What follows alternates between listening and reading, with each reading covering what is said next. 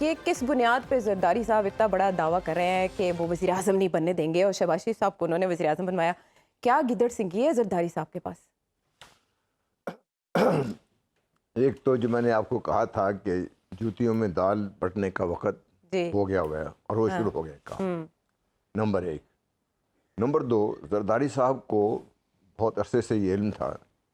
کہ الیکشن ہوئے جب بھی ہوئے،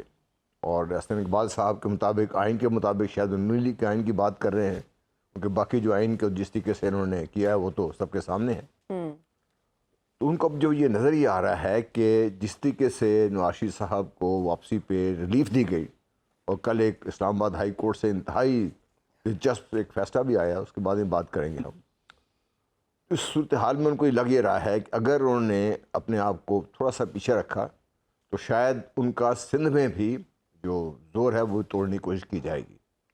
دوسرا، آپ نے دیکھا ہوگا کہ جو بلوچستان کے جو حالات تھے، زرداری صاحب نے بڑی مشکل سے اپنے حق میں رام کیے تھے، وہاں بھی کچھ ایسی ہلچل نظر آ رہی ہے جہاں پہ ان کو شک یہ ہے کہ شاید جو ان کی ایفرٹ تھی بلوچستان میں اس کو بھی ناکام بنانے کی کوشش ہو رہی ہے، وہ یہ برداشت نہیں کریں گے، بہت ایفرٹ کیا انہوں نے پارٹی نے اس میں۔ پنجاب میں کو یہ پتہ ہے کہ پنجاب میں جو ٹاکرا ہے وہ اگر ٹاکرا صحیح ہو گیا پی ٹی آئی کا اور نواز شریف صاحب کا، تو پھر پنجاب میں تو نواز شریف صاحب کو یا نون لیگ کو وہ پذیرائی نہیں ملے گی جو وہ چاہتے ہیں۔ جو ٹھیک ہے۔ دوسرا جو بہت اہم چیز وہ یہ ہے کہ اگر وہ نون لیگ الیکشن جیت کے آ جاتی ہے، نواز شریف صاحب پرائم منسٹر بن جاتے ہیں، جو میں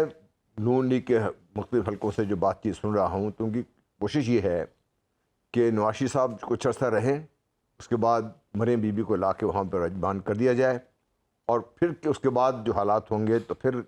بلاول صاحب کے حالات مشکل ہوتے جائیں گے۔ تو یہ ایسا ہی ایک سیناریو ہے جس میں وہ سمجھتے ہیں کہ زرداری صاحب کہ سیٹیں کوئی بھی میجورٹی تو نہیں لے سکے گا، سنگل پارٹی میجورٹی، ٹھیک ہے، ڈویژن تو ہے گی۔ وہ اس میں جو ان کی جس کی کھیل کے ماہر ہیں، جس طریقے سے انہوں نے نو کانفیڈنس موشن کو کامیاب کروایا تھا، وہی حربے اب پھر استعمال ہوں گے، اور کے پی میں کچھ لوگوں کو مل جائیں گے، شاید فضل الرحمان صاحب ان کے ساتھ مل جائیں، بڑی گاڑی چھنتی رہی ہے، اب بھی چھن جائے گی ان کی۔ جو ایم کیو ایم ہے وہ ان کے ساتھ رام ہو سکتی ہے، اور جب آپ دیکھتے ہیں کہ جو چھوٹی موٹی دوسری پارٹیاں ہیں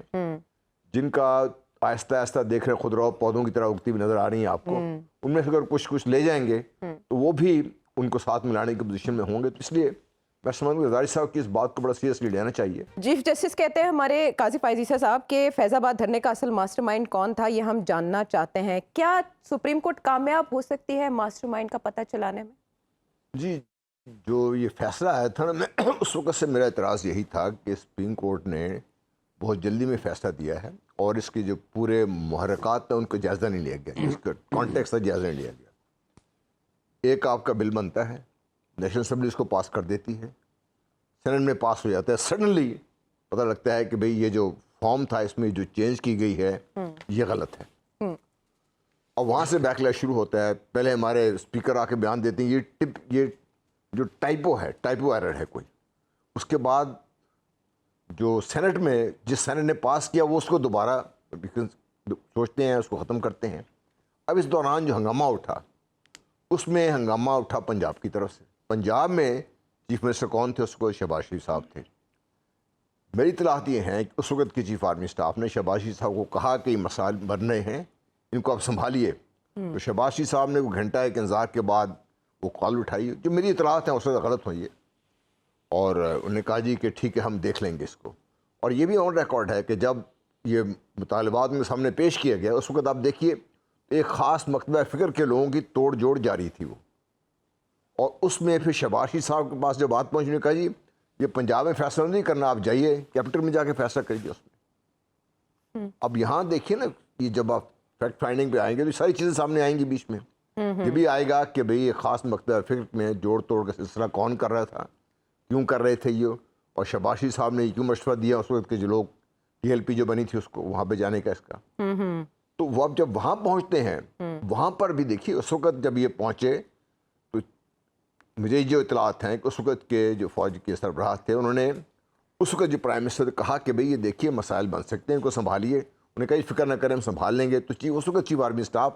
ملک سے باہر گئے ہوئے تھے، وہ دبئی میں تھے جب ہم کو اطلاع ملی کہ جب یہ دھرنا بیٹھا ہے اس کو رات کو پولیس نے کوشش کی ہے اور اس کے پولیس کو مار پڑی ہے اور پھر فوج کو بلانا پڑا ان کے بیچ میں. جب فوج آئی بیچ میں اس کے بعد سے جو حالات ہیں وہ تو سب کے سامنے ہیں چاہے، لیکن اس طریقے سے فوج کو جب بلایا گیا اس طریقے سے بلا کے اس کو ذمہ داری دی گئی جب کر کے، اس کے بعد پھر یہ تو دیکھنا ضروری ہے نا، حکومت سے بھی پوچھا جائے کہ بھئی آپ نے فوج کو کیوں بیچ میں بلایا، آپ کو اس چیز کی اطلاعات کیوں، جب اطلاعات تھی تو آپ اس کا کیوں پیش بندی کیوں نہیں کی. تو آپ کو پتہ چل جائے گا کہ اس دھرنے کے جو باہر یہ ایک جو کوشش کی جا رہی ہے اسٹوری بلڈ کرنے کی، وہ شاید اسٹوری اتنی وہ مضبوط نہ ہوگی، کیونکہ جس وقت اس کے صحیح آپ کو حقائق پتہ چلیں گے، اس کی کانٹیکسٹ پتہ چلے گا، تو پتہ چلے گا کہ اس کے پیچھے کچھ سیاسی محرکات تھے. اور یہ جو بلنڈر کیا تھا اس وقت حکومت نے، اس حکومت کو بھی پوچھنا چاہیے، اس وقت کے اسپیکر صاحب کو بھی پوچھنا چاہیے، اس وقت کے سینٹ کی بھی، سینٹ کے چیئرمین کو بھی پوچھنا چاہیے کہ بھئی آپ نے کیسے یہ سب کچھ کر دیا. افواج نے آپ کو اطلاعات ملی ساری اس میں، یہ تو سارے ہمارے سامنے کے حالات ہیں نا. تو یہ جو کہا جا رہا ہے جی کہ اس وقت کے ڈی آئی ایس آئی نے یہ کر دیا تو ڈی جی سی نے یہ کر دیا تو فلانے نے یہ کر دیا، یہ سارے آفٹر تھاٹس ہیں اور پھر اس کے بعد بہت سارے بیانات بھی آ رہے ہیں. بہرحال ٹھیک ہے، وہ جب سامنے یہ چیز آئیں گی چلے پتہ چل اس جائے کی گا.